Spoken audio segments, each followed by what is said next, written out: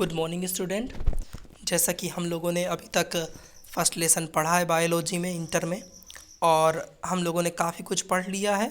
और आज हम इस चैप्टर के कुछ क्वेश्चन आंसर करेंगे और कुछ टॉपिक बचे हुए हैं, नहीं तो ये चैप्टर समाप्त हो जाएगा। ठीक है, आपका एक क्वेश्चन आता है लैंगिक जनन तथा अलैंगिक जनन में अंतर। तो मोस्ट इम्पॉर्टेंट क्वेश्चन है ये, लैंगिक जनन और अलैंगिक जनन में अंतर।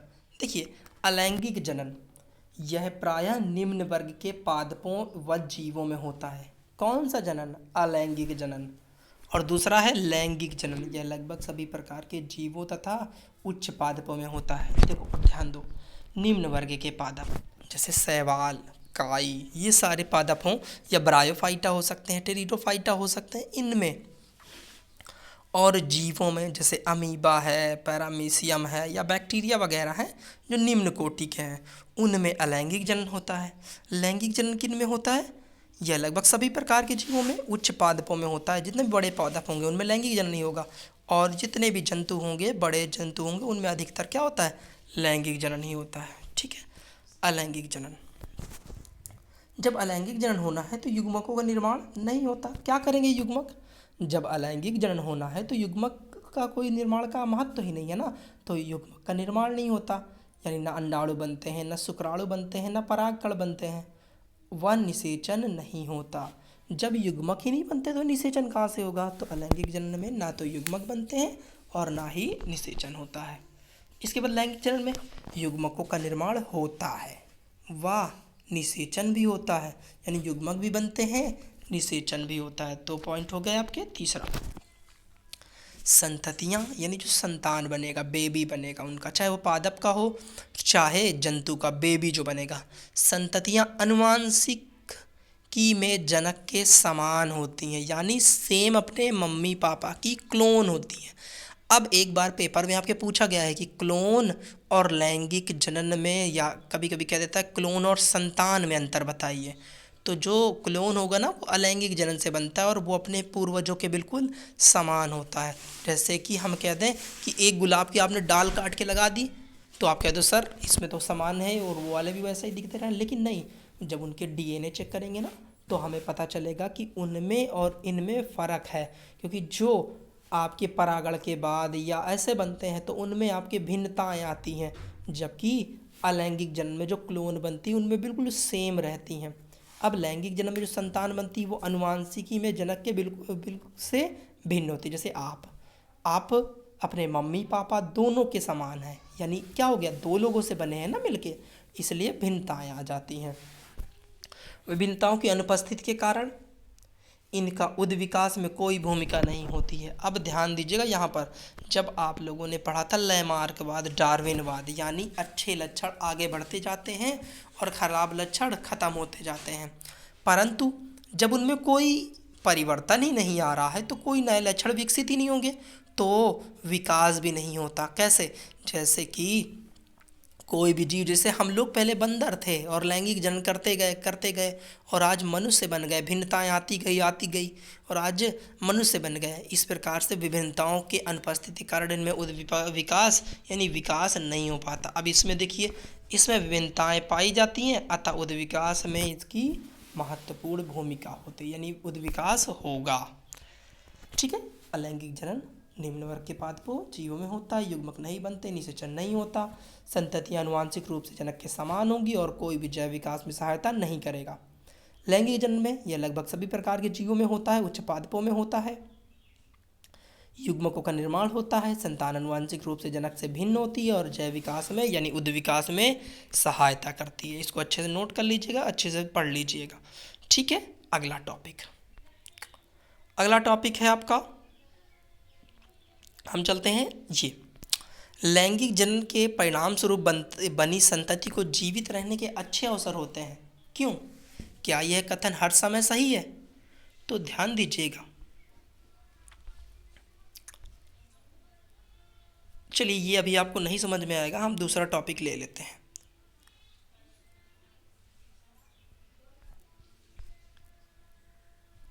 चलिए दूसरा टॉपिक आपको पढ़ा देते हैं, इसको हम कल करेंगे। देखिए अब ये वाला, बाह्य निषेचन की व्याख्या कीजिए। अच्छा, वो जो अभी क्वेश्चन दिखाया है उसको आप लोग नोट करिएगा और कोशिश करिएगा अपने आप समझने की, आप लोग लगाइएगा। अगर नहीं समझ में आएगा, कल तो हम कराएंगे ही आगे, मगर एक बार कोशिश करिएगा, देखिए आप कर पाते हैं कि नहीं कर पाते। अब आते हैं, बाह्य निषेचन की व्याख्या कीजिए, इसकी हानियाँ बताइए। बाह्य निषेचन आखिर होता क्या है और इसमें लॉस क्या आते हैं?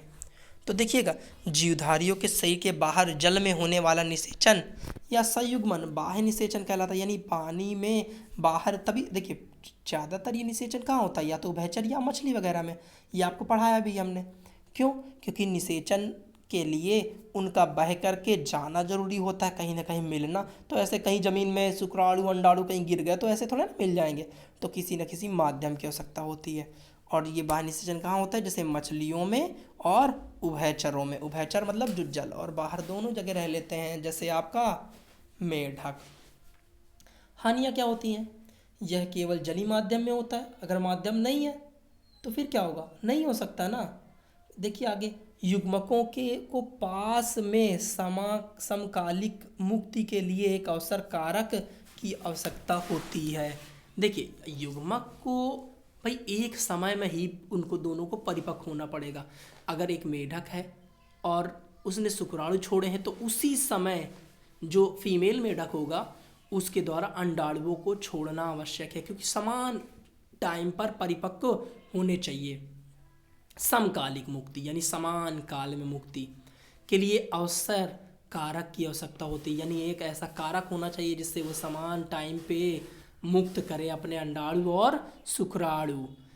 संतति को कोई सुरक्षा प्राप्त नहीं होती, अतः ये कई शिकारी जीवों का भोजन बन जाते हैं। जैसे मछलियाँ होती हैं, अब शुक्राणुओं को खा गई वो मेढक के, या अंडाणुओं को खा गई, तमाम प्रकार के कीड़े मकोड़े सब ज़्यादातर इन्हीं में निर्भर रखते हैं। यानी बाह्य निषेचन उत्तम नहीं होता है। उत्तम कौन होता है?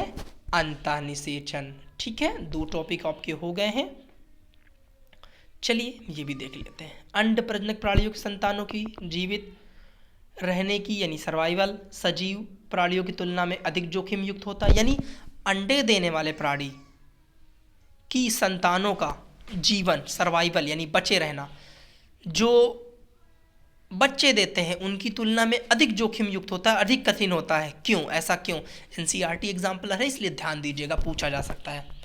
अंड प्रजनक प्राणियों की संतानें मादा शरीर के बाहर, देखा होगा जैसे अंडे देती है जैसे मुर्गी, मादा शरीर के बाहर कैल्शियम कवच के अंदर विकसित होती है। यानी जो बच्चा बेबी डेवलप्ड होगा वो बाहर अंडा रहेगा, कैल्शियम का आवरण रहेगा और उसके अंदर जीव डेवलप्ड होगा।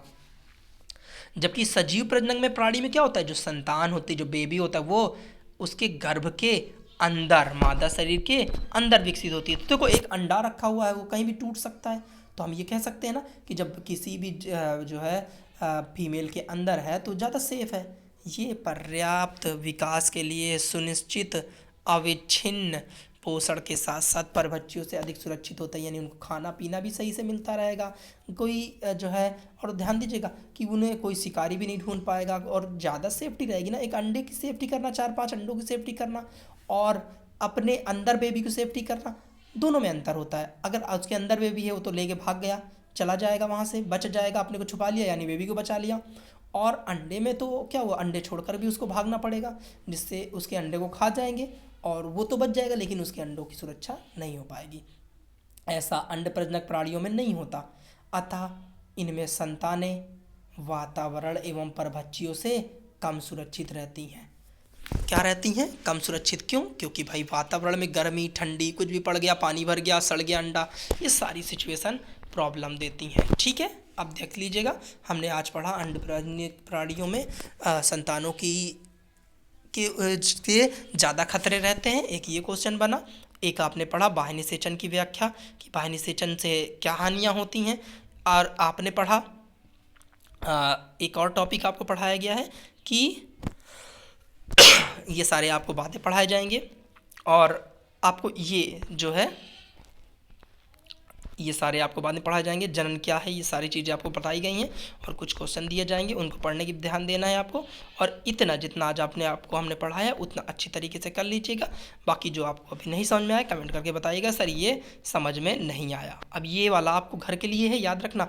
लैंगिक जन के परिणामस्वरूप बनी संतति को जीवित रहने के अच्छे अवसर प्राप्त होते हैं। क्या ये कथन हर समय सही है? तो ये आपको करने की कोशिश करना है। नहीं आएगा कल तो हम कराएंगे, लेकिन एक बार आप कोशिश अवश्य करेंगे। चलिए ठीक है, बाकी टॉपिक कल कराएंगे। धन्यवाद।